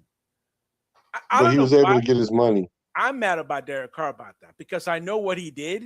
I'm like, Derek, that trading clause was not meant for you to help your new team. It was meant to give us a little going away present for you as you walk out the door. So It I'm still was. pretty mad about that. Yeah, and then the unfortunate thing is it still ended up biting him in the tail because to be honest, he might have ended up being the quarterback back here instead of Kirk Cousins. Instead of Kirk But Cousins. but we couldn't get him back because we would have had to give more to I mean, get Derek Carr. we got time. We got time. I know this is a hot topic because I've said before I don't want Derek Carr to come back to the Raiders. I Well, want him yeah, to come not back to the now. Raiders for one day and retire, like 10 years from now. Yeah, no, not I, 10. I want leave my boy Mendoza alone. I don't want you anywhere near him. Leave him alone. No, let him come in and do the customary retire a Raider thing. I mean, you may as well because he's probably not going to play no more. Um, it is what it is. He's definitely not playing for us anymore. You see the comment by Frank Miller? Oh shit! But he say Frank Weber said, "I like Carr, but let's face it, a plain hamburger looks good next to a Paula. Oh, come on, yeah, you know what? So wait a minute now. Come on now, y'all. Derek Carr threw for 4,000 yards 4 times. I ain't hating that much. He threw for 4,000 yards 4 times, y'all. I love Which Derek is Carr. which He's a is twice as Raider. much as any quarterback in the whole franchise because we only have 6 the whole franchise out of all our great And Derek quarterbacks, Carr is and the he's sixth done it best. 4 times. And Derek Carr is the sixth best of all of them. It's fine. I love Derek Carr. But he come on. He has Why all the are we records, but doing he's that? still the sixth best. It's okay. I look, and the thing was, Derek Carr is a Come on, he didn't divisive. get 4,000 yards in garbage Derek time. Carr Stop is a it. divisive figure in general. Even he himself is divisive. That's just who Derek Carr is. And yeah, What? I don't want him anywhere near the team for at least 10 years. Oh my God. Wait, you I, sound like McDaniels. I, I want I want our boy Mendoza to be established as the greatest Raider QB ever before Derek Carr steps foot on that Raider lawn. Maybe going too far because I do like Derek Carr, but I in this new regime, in this new rebuild, I don't want Derek Carr anywhere near it. He's had his moment. 2016 was what could have been. It was what could have been, and it just, yeah. I don't understand. I'm confused though. How do we take the greatest players and like the cornerstones of our pillars of our franchise, and we are so critical of them when they're the reason why we stayed relevant when we weren't relevant at all? Like Derek Carr, like Max Crosby, Mhm. and look at Josh Jacobs. Because because we Like because we won Super Bowls. At least we won playoffs. That's why we won playoffs. I mean, we Yeah, but the remember. franchise did that. That wasn't their fault that we didn't I have know, a. It but wasn't look, Derek Carr's fault that we had a bottom tier defense all the time. and It again, was, Carr was not good in cold games. We all knew that, that's so we knew true. he couldn't do it anyways because he And couldn't play cold games. Janikowski couldn't kick 40-yard field goals like he could 55-yard field But goals. he I did mean, kick like, that there's no 63 players yarder. that's great. He did kick that 63 yard and got the record, and that Oh counts for yeah, for something. sure. That's And what that's what I'm no, saying. that's what I'm saying. Derek Like every Derek player Carr has their doesn't have any, deficiency. but Derek Carr doesn't have anything significant NFL wise. Nothing. What do you mean? There's For this no playoff franchise, win, no it wasn't significant his fault. franchise. Yeah, I know, but he was who else am I gonna blame but him? Okay, there you I go. can't There blame you John go. See, Gruden. I can't that's blame why I John like Gruden. debating with you because at least you're gonna keep it gully to the point like, Exactly. look, check this out. It might not all the way been his fault, but I'm gonna blame it on him because that's the position that he was in. Which is true, and I If can't I argue blame that. if I blame Yeah, anybody else, it just sounds stupid. I can't believe we yeah, blame John Gruden true. because the NFL kicked him out. It wasn't even us, like it was the NFL that this is like so yeah, I got you on that. You it is right what about I can go with that. Let me see, is it oh, but he's Carr? right though. The comebacks for cars were Derek Carr was better at coming back. It had more Jesus than Tim Tebow did. Mike, thank you, Mike. Thank you, Mike. Mike Vision, Mike Vision, Michael Vision. Thank you. This is what I keep saying. I wasn't even going to say it this time because I was Yeah. tired of Oh yeah. saying it. Yeah. He definitely brought us back to many games. So I can only imagine we would have picked number one a long time ago if he didn't come back in a lot of those games. But then again, that's probably what kept him being a quarterback because we would have drafted a quarterback to come in and would have been a quarterback competition. Which I understand what a lot of people are saying is Carr didn't have a lot of competition the 9 years that he was there. Yeah. How much can you really hate Derek Carr? I can hate him for the next 10 years till the franchise is established. Because guess what? Derek Carr is going to die as a Raider legend. He will be Who? celebrated. Derek Carr, he will be celebrated. He will be remembered by Raider Nation. Everyone alive now will remember him. And we're going to look at him fondly. But again, he didn't win us anything significant. So I'm just looking to Mendoza to do that for us now. So how long do you think it'll take us to get to the playoffs? 2 years. How many seasons? Yeah, that's what I mean. How many seasons? By the third season, we're going to be competing for a playoff. See, yeah. You So want it that to happen in the second season? I do. You do, yeah. I do, I but do. it kind of depends because let's say because now I got to ask myself who's going to be the quarterback doing that because if they take the road that like you said, I don't care what the record is, Mendoza start next year, then I will go with the third year because then we're not going to go that first year with Mendoza. Then we may go the second year, right? But if we go like let's say we win 8 or 9 games this year. Or even 7, right? I'm thinking next year, like if we keep Kirk Cousins, we got to go to the playoffs with in that year. If we keep Kirk Cousins, we have to go to the playoffs. Otherwise, we got to cut bait because even if he get 9 the next year and we don't get into the playoffs, we got to do what you say do to players: trade them, draft capital, yeah.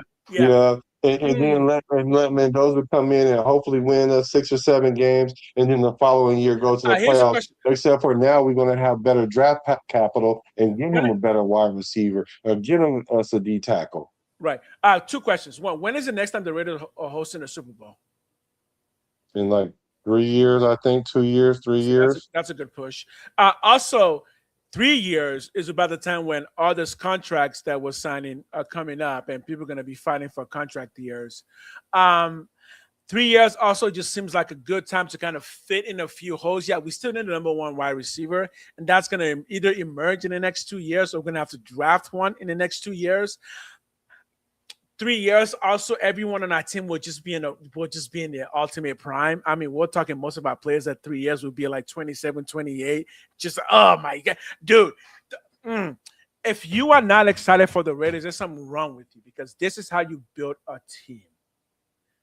And I think there will be because again, the team is so young. Everyone is going to get better, and we still got free agency every year. We still got plenty of money. We still got draft picks. Yeah, I think. It all does depend on how well we do this year, but I think after this year, depending on how it goes, I think by third year we should be fighting for a playoff. Well, I feel like we better be at that point. We better be. Because remember, our division is still hard, right? It Who's is. the who's the weakest link in our division now? We're gonna say the Oh, Raiders, right? Because we don't know where our quarterback is, but other than the Raiders, they're gonna say probably Chargers. the Chargers, but but I think Denver is honestly. Denver. I Yeah, because think the I reason don't why trust their Denver is so quarterback. good, I just don't Denver trust their is so quarterback. good because their defense. And the thing Right. about it, how long is that defense going to play at that level? That's my question. Exactly.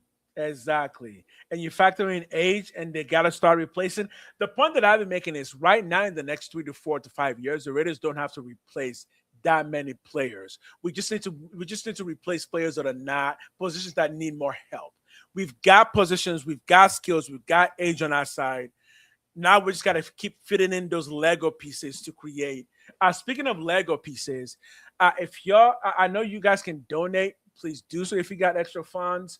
Um, this is all free for you guys. So the least y'all could do, if you are able to, just hit the like, hit the subscribe, all the channels. And if you are able to support the channel in any way, we're both looking to grow both this enterprise that we're both started, as well as our personal channels. We are both colleagues and competitors, and trust me, I've had a talk with this man. We're both very competitive, so Yeah, absolutely. so we're shooting for the top. So can you guys, if you're not subscribed to his channel, can you please go to his channel and subscribe now, please? Can you please do that because he's definitely trying to get the I gotta reason hit a why thousand. I'm close. yeah, we got to get him to the 1,000 mark. And the thing about it is, when I first seen this guy, I knew that he has something to offer the nation that we haven't seen. And then it just happened to work out that he was like See the from the shoulders right Bay, here. right with us. Supposed So to chip. Shoulders yeah. supposed to chip. Just throwing it around everywhere. Yeah, if you guys can go ahead and subscribe to his channel, that'd be greatly, You know greatly what? appreciated. I should say this. If you, because I've been a YouTuber for a while. This is actually my second channel, and the reason I never started a Raider channel is because for some reason in my mind I thought that I just couldn't do it. I was like, no one would like it. I wouldn't be good at it. And then I manned up, bent down, took my straps, strapped them up, and I said, "What? I'm a Raider, Oakland Raider," and so that's why this channel exists. Based on what it comes to that I've had with my boy Black, what you're talking about, like this is Raider channel, like most channels are. Most channels would definitely claim that, and we have the uniqueness that we are just specifically Bay from the Bay Raiders, and we've been there since the day I knew I was a Raider fan for life. I'll tell you the story one day. It's a tragic one, so I can't say it now. Oh wow, the tragic one. Yeah. No, it's tragic. Yeah, actual tragic. Yeah.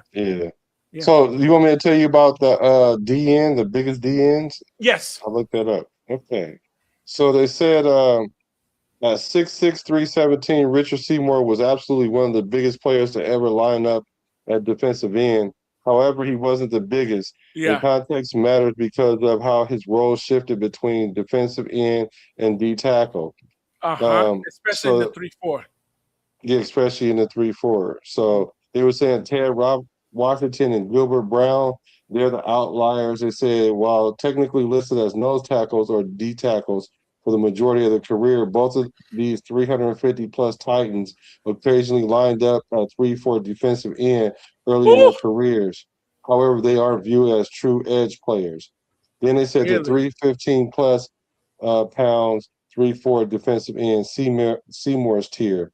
He said, if we are looking at true everyday defensive ends who routinely weighed over 310, Seymour sits right at the top. His peers in this heavyweight DN category include Marcus Spears at 6'4", 315. He played DN for the Dallas Cowboys 3-4 scheme. Calais Campbell, 6'8", and prayers to him and his family. I don't know if you heard what happened to him. No, I didn't. Nothing happened to him, but his brother, unalived his mom, and and it just happened, I think, yesterday or the day before yesterday, something like that. Oh no. So prayers to that family and prayers to him. Oh But no. That is family he's trauma. 6'8", 300 pounds, an absolute giant with the insane wingspan who played both side, inside and outside. Yeah. Akeem Hicks, 6'5", 335, He's an largely largely a D tackle, but played yeah. significant snaps at 3'4". And then they said the Yes. freaks was the tallest and most imposing true edge rushers was, Ed Too Tall Jones, 6'9", 271. Julius Brother, Pepper, what have six I seven, told two you? ninety five. What have I told you about Tonka Hemingway at 280? I'm telling Yeah, you, and at three yeah. four, that's the perfect size for an end. He's already gotten 4 sacks coming from the straight defensive tackle. Give him a little bit more space and a little bit more pressure from the backfield. Tonka Hemingway is my guy who might break out this year from the defense. Yeah, so really Miles Garrett is kind of like, Yes. he's not, maybe not the biggest technically, but really He's he is like, yeah. Because yeah. the size of edge has been getting smaller and smaller, but now I do think it's pretty solid around 250 something to 6 something. I don't think the 240 edges are going to last very long because there was a trend that started, I think, like 6 years ago, where teams, no, not 6 years ago. When was Aaron Donald drafted? I think a trend started where defenses want to start using smaller defensive linemen. I think that trend is going to stop. I don't think people are going to continue that trend. Unless not Calais Campbell, what's his name? Kalijah Cansey. Someone, unless Kalijah Cansey is actually doing as good as people thought he would be, because he was supposed to be like the next Aaron Donald.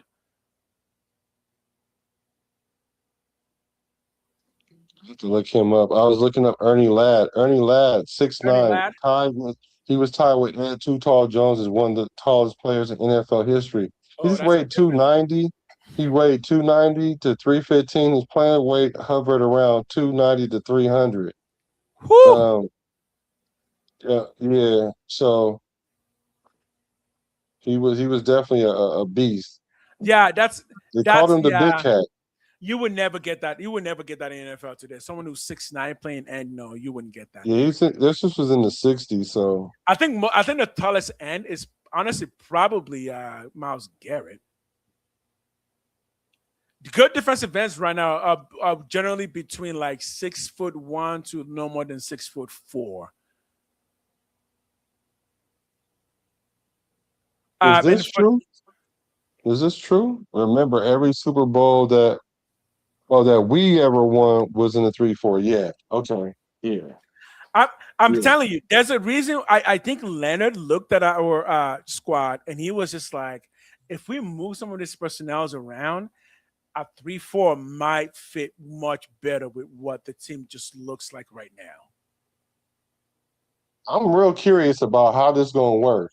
Yeah, because I'm between Kwity Paye and even just Kwity Paye and Hemingway himself, we've got 260, 280 guys who can be on the line there with whoever the nose tackle is.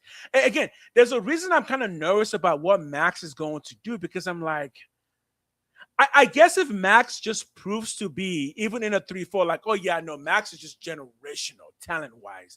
I feel like somebody like a Hemingway is going to be a better end in a 3-4 than a Max Crosby can be. But again, Max is good at stopping the run, and we know that. And even he said that when Khalib Talib called him out for not being able to stop the run. Max was like, "No, I stopped the run very well," and that's true. He does stop the run very well. But in a 3-4, it's going to be a lot harder to stop the run. So I'm really curious to see what's going to happen there. He told that boy he better go check the tape. He did. I heard. He told him better go check the tape. Exactly. And look, Frank is coming in because this is what I've been saying. 3-4 ends are usually 275 plus. 265 is good, but they're usually between 265 and 280 because it's less people. You need more power and you need to be able to hold up more people. I'm excited about this year because that alone, I'm going to be looking at that defense to seeing who's going to be playing those positions. Because if we're going to switch to a 3-4, it has to be because you're trying to apply more pressure on the QB. To apply those pressures, you need the right personnel who can push those linemen back and allow space for the linebackers to get in to put those extra pressures on them. So will Max be able to do that? I think he can because he's one of the best in the league, but I still feel that Hemingway will be a better fit with the Quiddipe in that position. And then Kieran Crawford playing the backup as a first-year pro. So who do you think is going to lead the team in sacks then? Lou's back. Come on, Lou. Play nice. Stop He's dragging us gonna back. He's going to play nice. Stop dragging us back into things. We'll talk about those things later. We'll talk about it more, but we can't talk about it all the time. So who do you think is going to lead our defense in sacks? I believe I'm going to take the heat here. I believe it's going to be Hemingway. I do. I think it's going to be Hemingway. I think it's going to go out in the field, and every day, every Sunday, the man is going to write poetry. You know, I forgot. How many ice cubes did I give that? I gave it 2, I think. I think I gave that 2 ice cubes. Howie Long would be a perfect 3-4 edge. You get that too? Yeah, because I can see Tucker really going off because he had 4. He had 4 in his limited role. So all he had to do is maybe get around the 7 and 8 mark. If it's not Kevon Crawford, it could be him. But I don't know. I don't know about Max. You got me second guessing myself about Max in this 3-4. And the thing about it is, I don't know. But I've been trying to start to look at tape at Max, and I think Max is better than we give him credit for. I swear I do. I do too, and I want to see it, and I think the NFL is ready to see it too. Max is not an All Pro, right? He's only been an All Pro maybe 1, maybe 2 years. I know we say he's top 5, but it's very debatable, especially after last year. This coming year, because if you're going to put Max in a 3-4, you could just move him around the line a lot. Yeah, that's what I hope we do. That's exactly what I hope we do. Because that's what's going to happen to Quiddipe, because really him and Quiddipe play the same position. Because they brought in Quiddipe to take over where Max was. But now that Max is back and Quiddipe has the ability to play up and down the line, we can't put him on the opposite side and put Kuntz on the outside of him. So that Kuntz don't have to absorb a lot of those blocks. So then in that case, I think Quiddipe is going to be a better for the Raiders this year than Max Crosby. Uh-oh.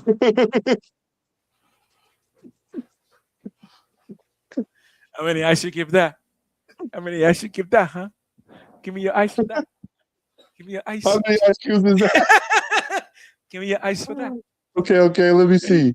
Oh, I'm talking about a motivated Max that Quiddipe is going to 3 ice cubes on that, because I don't totally disagree with you, but I think Max I think Max have a chip on his shoulder, my guy, because the thing about it is he got to prove something to the nation. He has to prove something to the Ravens. He got to prove something to the NFL, and he got to prove something to himself. So he got a lot of chips on his shoulder. And then you got to prove something to me, because I think Quiddipe is going to be better for the Raiders this year. What? Who said what? I think Quiddipe is going to be better. I'm not shy about it. I know what I says. We standing on town business. Quiddipe is a very good player, and Quiddipe is very good against the run and also very good against the pass, because Quiddipe will generally get you between 8 to 10 sacks. Last year, I think Max got 11 sacks last year. I think Quiddipe in a better defense, because this will prove to be a better defense than he had. I think Quiddipe could potentially be more impactful than a Max Crosby. I really do. I can see that, though. I can see it, because Quiddipe is a good run stopper, and if you don't play him right, he can get into that backfield and wreak havoc. Like he said, make the pocket dirty, muddy it up. You know what I'm saying? Exactly. And what's good about being that kind of rusher is if he doesn't get the sack, he's going to run you into somebody. So that's why I hope that what happens with Max, I hope Max run a lot of things his way, and maybe that will increase his sack total. Because I think Kwity Paye only had 4 sacks last year. And, and Mm. and that's what made me be like, let me go see what he do, because why were they so high on him? And then I seen it. I seen that he cannot be moved. He sets the edge so well. He's a good run stopper. He might not be the fastest guy, but he is relentless. And if you play around in that pocket, he will get to you. Um, so I just think his numbers wasn't indicative of where he was, because I guess he was almost on his way out of Indy as well. Now he has a new leash on life, and he has a Max Crosby to compliment him. The So compliment, yeah, I, yep, I yep, think yep. I think he will. I think his numbers will balloon. So And that's more why I give him importantly, 3 ice he has a cubes. better backfield in Quay Walker and N'Kobe Dean to also True. complement. And I'm telling you, do not write out the ability for those guys to create pressure and giving guys like Max and Kwity Paye more open to get to the quarterback. I'm with Right. you, Amber. I think Max Crosby is activated this season. Yeah. But It's 9:30. I do have to go. yes, Gotta sir. go spend Let's see time where with we the at. wifey. Got to. Let me see. One last comment. If Max needs to prove something to himself, then now we have a Raider legend. Exactly. Right. Exactly. Because right now Max is a Raider legend, but he's not on the NFL front. He's not Howie Long, right? He's not there yet. He's not a Hall of Famer. He's just a very good football player, right? I don't know. He's top He's not 5, even so as good as Howie Long record wise, right? He's no, not he's even not. there yet. Yeah. But he's So about to be the Raiders' all-time sack leader in a little bit. if he Oh, gets that'll put some respect on that name. That'll put some respect on it. yeah. And I'll answer these questions right here, and if you want to go ahead and spin off, it's cool. Um, and spend time with the fam, because I know how important it is right now, especially because it's the off season. Because once the season start, we're going to be dedicating a lot of time. So, um, Yeah, I told her to you give know, it 5 more minutes, so we can do 5 minutes of questions real quick. okay. And so MC, JMC BD, welcome, because I haven't seen you before. Welcome. Yo, JMC Biddy, what up? Yeah, that's your people's good, nice. And he says, I think that overall the Raiders defense may surprise a lot of people. Better players, Yep. fresh defensive approach. Yep. I think What he do you will think surprise about a lot. that? I think it will surprise a lot of people, but I think it's going to surprise a lot of people because Leonard is going to be able to bring in things to the game that we haven't seen on this side of the football world, namely in the AFC West. Because a lot of the schemes that he's going to bring in are going to be Flores' schemes from New England. So I think we're going to get a really versatile defense that's going to have a lot of movement, and I think that's a way to compensate for some of the weaknesses that we've seen. That the Raiders defense has not been a good unit in terms of just movement. We've always been so static. I think now we're going to get some more fluid movement. Having more linebackers on the field just means that you're going to be able to go from side to side better. And the more that I look at the team, we've got some good speed, we got some good size. We just need to mix it up a little bit more, and I think a 3-4 mixes it up perfectly. Yeah, you're really big on the 3-4 defense, Oh, I and am. I'm and big on and defensive schemes in general, right? But the mhm. 3-4 works for what I think the Raiders have right now. Yeah, and I think it's a fresh look for us on defense, because we were definitely trying to stuff a square peg in a round hole over and Uh-huh. over Yeah, again, yeah. and it just wasn't working. It And wasn't working. it just wasn't. So this Again, we fresh tried, defense right? Because scheme we will tried help. to bring in what's his name, the defensive tackle who ended up touching somebody in the Wilkins, third Christian, grade. you're right. That would have Christian, addressed that. That would have addressed the 3-4 4-3 thing. That would have given Max the help that he needed. That would have yeah, done it. Yeah. yeah, I agree. I Because some totally people just agree. want to touch people. Weirdly. Yeah, he's doing too much, man. Or too much. Doing way too much. Way too But much. You don't even know what you did, and we know it's too much. you're right, because If they got Adam rid of Butler him has to say what instantly. he said, I'm like, oh boy, that boy did way too much. And then not to mention that he didn't want to rehab the way that the team wanted him to, and so Yeah. that's going to cause an issue automatically. Because look at What could have Brandon been? Ayuk. That's why Ayuk having this issue, because he's like, look, if you're going to rehab on your own, we need you to come back X amount of days before everybody get here, so that way we can see where you are and make sure Right. we're on schedule. Because we Right. gave you all this money, you are our investment. Let's see what it do. And so he said, what it don't do is to show up. And so they said, what it don't do is pay you your money. And then what he don't do is he's not going to be a Niner no more. So he messed up his own career by being defiant like that. I definitely prefer. Yeah. Yeah. Yeah. I mean, I've been liking the 3-4 since Wade. What's his name? Wade. The coach, the Cowboys coach. Who? Wade Phillips? Wade Phillips. Yeah. I've been Yeah. liking the 3-4 since Wade Phillips. Mm-hmm. Yeah. He said Max is in the same neighborhood as Matuzak or Alzada, but not top 3 silver and black. Not top 3. I can see it. Yeah. I can see that. But I like Max a lot. And I think we just got a ball out for him this year because this is what he's been waiting for. Like I say, no excuses because I don't want to hear it. The last couple of years you've been injured. You can't have 3 and 4 seasons away from your season that got you paid. You know, the reason why you end up getting these extensions was because of seasons that you had, like not last year, not the year before that, but the year before that. We need you to get back to that because you can't be taking 3-4 years to get back to that level. Especially that's why people are talking about where you're 28, where you only have like 2 or 3 peak years left. So that again, that's the thing that worries me with Max is the body is a body. The more you push it, the more likely it is to deteriorate and fall apart. I know Max is a beast, but every beast has their day where they get the call in. And the way it plays now, to be fair to Max, he takes care of his body really well. Thankfully for that, we do know that. But his type of playing, which I do think contributes to, is part of the fact that he's kind of 253. You need a lot more. You need to put in more effort to really muscle those guys out. But I think that's going to take a lot of toll on his body.